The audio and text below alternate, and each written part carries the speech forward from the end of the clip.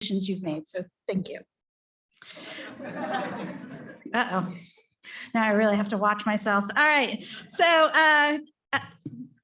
now more than ever, we're at a really critical time when we really need to come together and work extra hard to make sure that we are housing the most vulnerable residents of our county. Things have gotten really difficult, really technical, really big. And I know we're up for it. I know we are up for it. So a couple things that you can do right here today. If you're not already, become a member of HLC. We already think of you as a member. Become a member, make it official.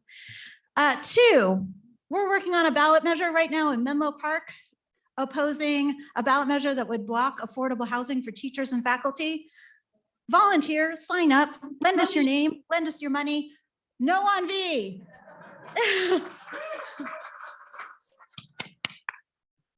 This is my co-chair, Karen Grove. Just got here in the nick of time. It's on time delivery here, folks. You can volunteer with her. Go meet her at the break. We are grateful for the support of all of you and for all of our sponsors today. But one sponsor we've had consistently every 20 years, the entire time our organization has been there, one organization has always given us the financial support we need to keep going, and that's Wells Fargo. So I want to invite Daniel Pearl from Wells Fargo to come say a couple words about why they invest in affordable housing.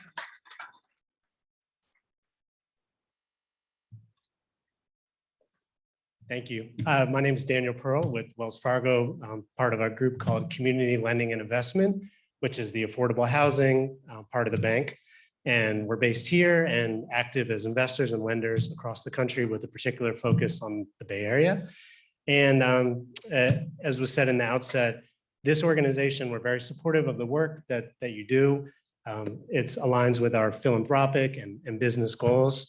And the work that's going on in this room today and of all of you in your day jobs and in your volunteer time is more important than ever, as we know.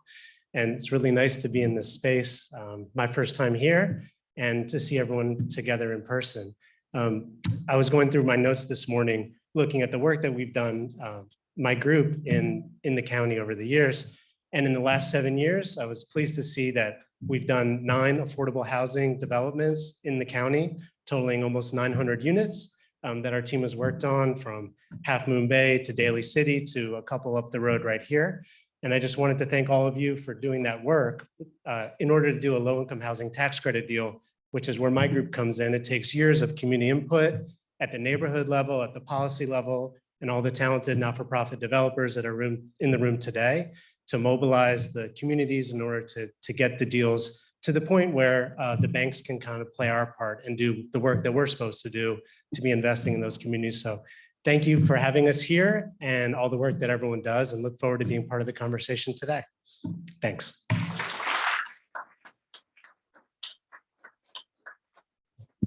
Thank you so much, Daniel. I always love when you show up at the end with your money for our deals. But really great to see you here in the at the beginning part, which is really important, which is really creating an atmosphere and a public willingness for housing. So that's what we're here to talk about today. I'm Andrea Osgood, and I think some of you understand that I'm a developer, but for Eden Housing. Thank you.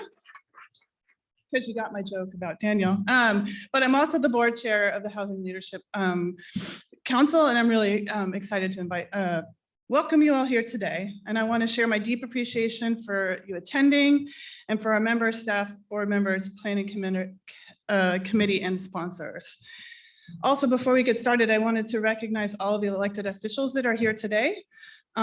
So we're going to do the 1 clap rule. So after I say a name, please do 1 clap, and we'll do a rounding applause at the end. So in no particular order, Diana Reddy, Redwood City Council. Diana Hawkins Manuelian, Atherton City Council. Jen Wallison, Menlo Park City Council. Joe Gothals, San Mateo. Jocelyn Manalo, Daly City.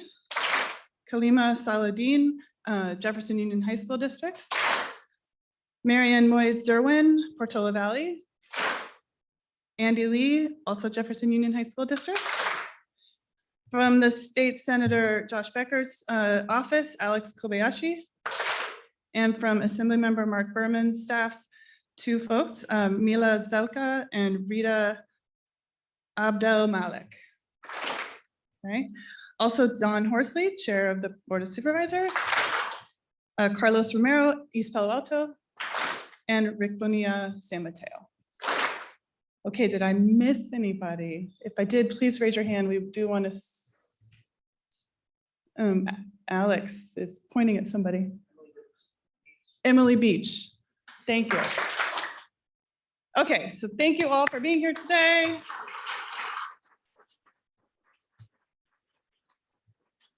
I do know that many of you have to make hard votes, and I thank you for it. Okay, before I introduce the President of the Board of Supervisors, Don Horsley, I would like to also give a special thanks to another favorite bank partner, Silicon Valley Bank, for their leadership and sponsorship of this event and their support of affordable housing.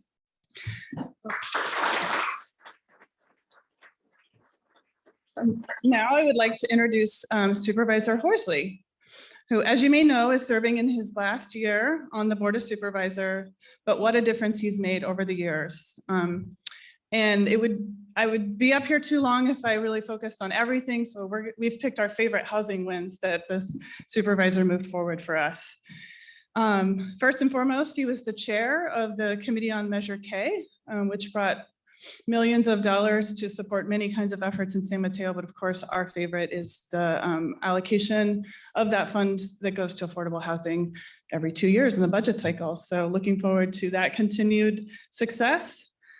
Also, he was on he increased the loan fund for farm workers and headed up the all home effort, really digging into housing issues in San Mateo County. So thank you, Supervisor, for all you do. And everyone, please join me in welcoming Supervisor Horsley.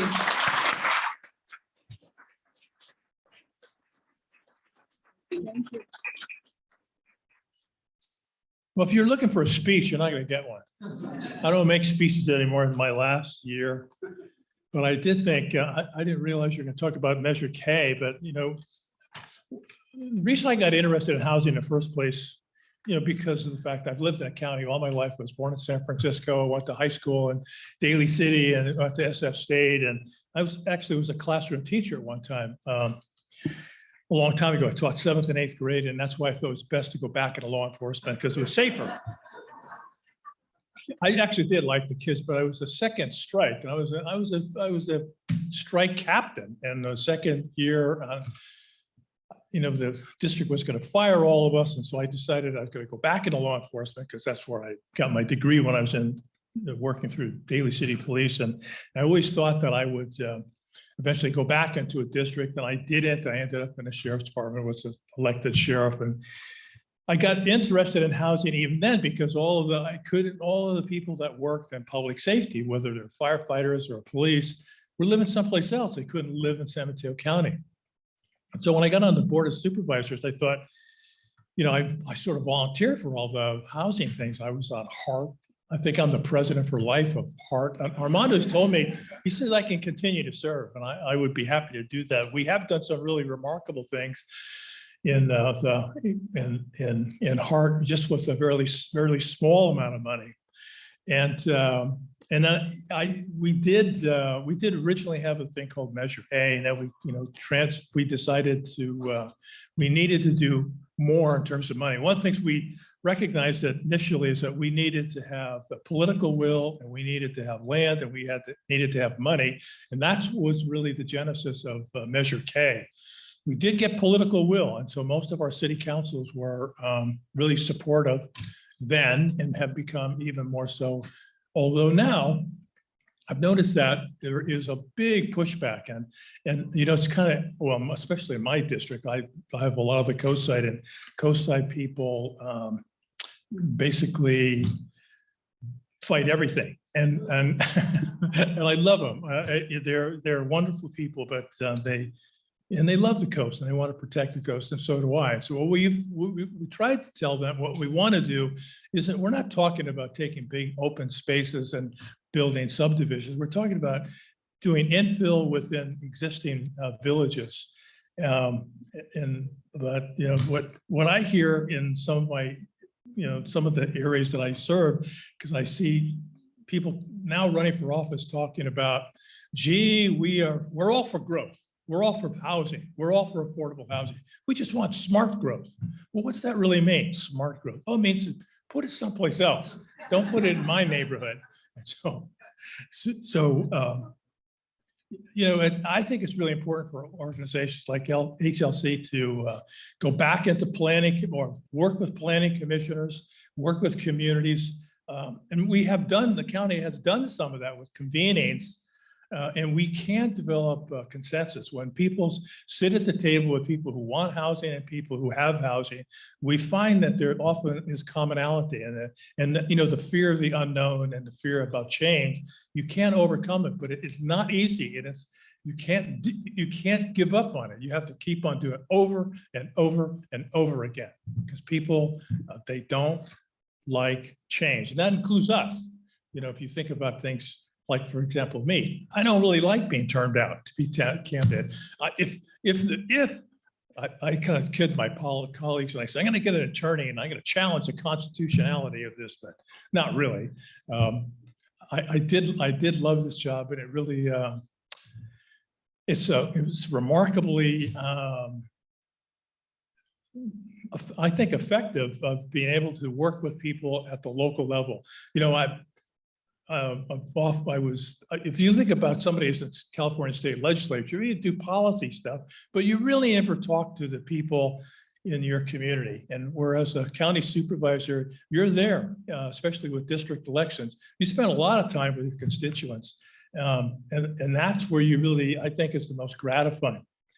But I will say something about this in terms of statistics. I wrote down some of the stuff that we've been able to do with that Measure K.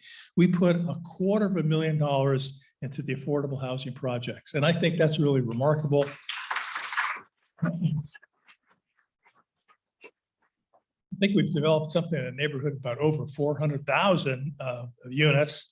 When I was introduced, they talked about farm labor housing. I have worked on farm labor housing. And, you know, it's that was the other thing, when I first got elected, I started looking at farm labor housing. And I asked my staff to dig up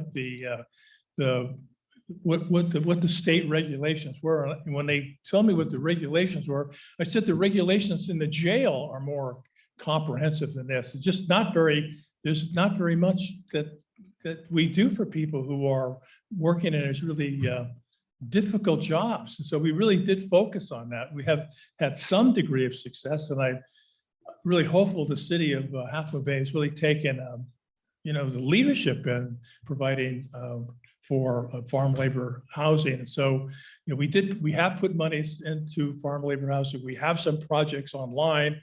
One of them is Cypress Point. Cypress Point's an interesting one. It's in Moss Beach. It's really an area that is predominantly white. It's about 80% white. And what we're saying is that we would like to have 49% of the housing units for farm laborers. And you know, the neighbors eventually, first of all, called themselves resist density, and they realized that didn't sound very good. You know, it made them look like NIMBYs. Oh, we're not NIMBYs. So in any case, they changed their name to Eco Mid Coast because they're trying to. And by the way, it's not all neighbors. It's a core of people who are opposed to housing. But I'm really confident that we'll be able to get it. It's about 71 units for farm labor and for low-income workers on the coast side. I'm unfortunately turned out, and but I'm expecting that I will be invited to when they do the groundbreaking. So in any case, with that, have a great day. And I've been just honored to be part of this process.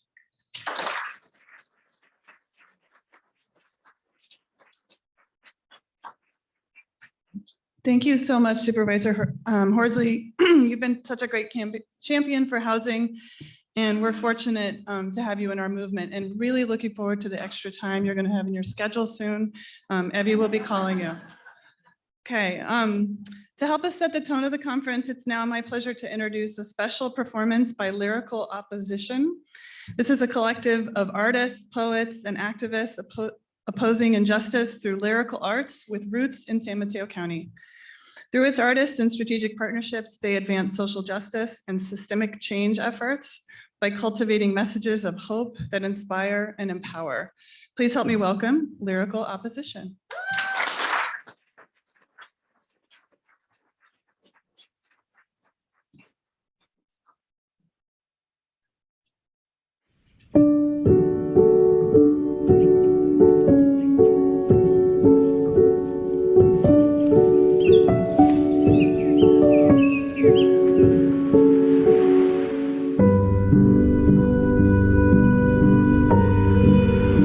We first start by thanking Grandfather, our mother, the earth, and to all the four directions, south, north, west, and east, the creatures around us, and the ancestors, the first peoples of the land, the Ohlone, the soil beneath our feet, the waters in the bay, the blue skies above, were all once cared for by the indigenous of this land. A true symbolic relationship with the earth is to be indigenous, to connect to the past, live for the present, and hope for the future.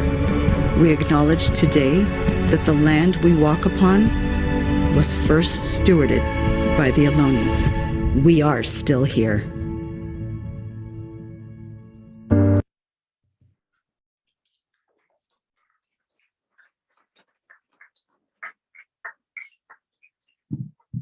Hi, everyone. My name is Lacey Wing, and I am a poet with Lyrical Opposition. That was a video from our latest documentary called Regentrification. And now I will be sharing a piece that I wrote for the film.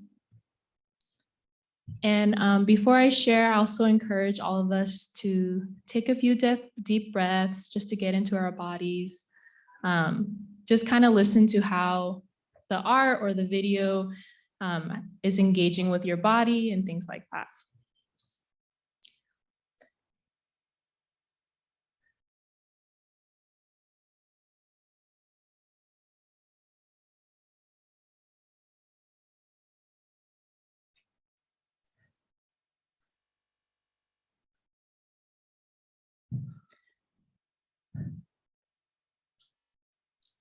I'm sitting at a local coffee shop when a woman walks into the store. She looks to be about middle-aged, not too young and not too old, but the look in her eyes tells me that she has lived 1,000 years. She drags 2 navy blue suitcases behind her and plops down at a nearby table in the corner. She's wearing a worn down brown winter coat and her hair a strawberry blonde, with streaks of gold peeking out the top of her head like sunbeams shining through a glass pane window. When the woman enters the coffee shop, the hustle and bustle of the store stops. People glance at the woman from the corner of their eyes and quickly look away. The man standing in line next to me looks at me from behind his glasses, furrows his eyebrows in disapproval and says, "Well, there goes the neighborhood." Immediately, I feel a deep well of rage bubbling inside of me. I want to shake him by the shoulders and scream, "How dare you say such a thing? How dare you judge the life of a woman you barely know, how before you even think about if she's eaten today, or how much sleep she's gotten, or how cold she must be, you choose to treat her like dirt." I want to scream at him and everyone like him who thinks that the unhoused exist solely to be criminals, to be dangerous, and to wreak havoc in our neighborhoods, when in reality, unhoused people are not people that we need to be afraid of. They are working mothers, single moms who carry the world on their shoulders, who dream of having a safe dwelling place they could call home, and who would give anything to put their kids in a good school. They are immigrants, people who cross borders, who fled war-torn countries and impoverished cities, who placed their faith in the American dream and who've risked everything for the chance at a better life. And they are people, many of whom who have been in these neighborhoods much longer than all of us, who carry generations of stories and traditions, and whose histories have been replaced by another high-rise apartment building and damn Whole Foods. And I want to tell this man that everything that has to do with this neighborhood going downhill begins and ends with him, because he's too blinded by his own pride to see that him and the woman are tied by their humanity, and that what happens to her is a reflection of the openness of his own heart. And before you can see this connection, the neighborhood that he so desperately wishes to protect will never be worth saving. Thank you.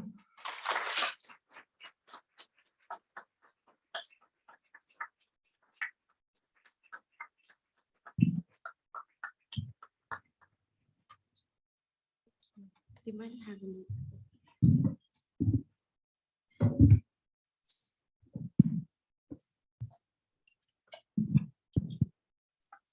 Hi everyone, my name is Luna Jen. I'm an in-house artist with Lyrical Opposition.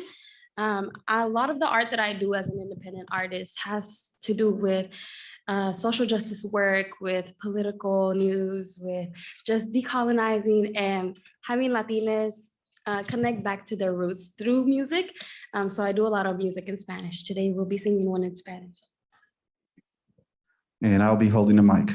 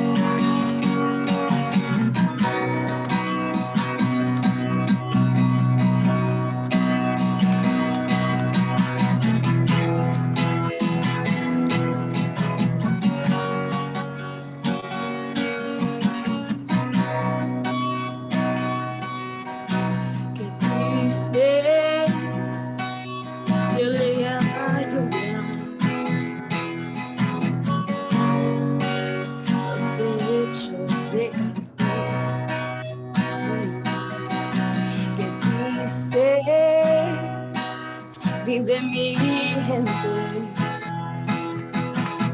en las casas de cartón. Viene bajando el obrero, casi arrastrando sus pasos por el peso del sufrir. Mira que mucho ha sufrido. Mira que pesa el sufrir. Arriba dejan la mujer preñada, abajo está la ciudad y se pierde en su marañón. Hoy es lo mismo que ayer, es un mundo mañana.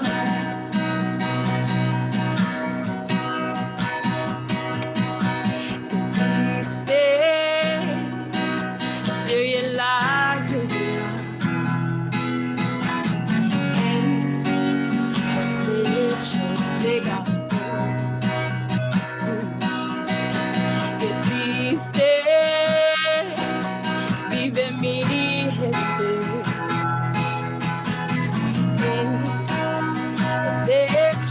De cartón. Niños color de mi tierra, con sus mismas cicatrices, millonarios de lombrices. Y por eso, qué triste viven los niños. Casa de cartón.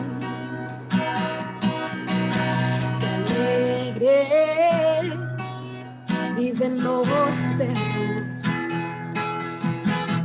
Casa de explotado. Usted no lo va a creer, pero hay escuelas de perros y les dan educación para que no muerdan los diarios. Tú eres el patrón. Hace años, muchos años, te está mordiendo el obrero. Arriba dejan la mujer preñada, abajo está la ciudad y se pierde en su marañón. Oh, oh, oh. Hoy es lo mismo que ayer. Es un mundo sin mañana. Que triste vive mi gente en las casas de cartón. Que triste vive mi gente en los techos de cartón.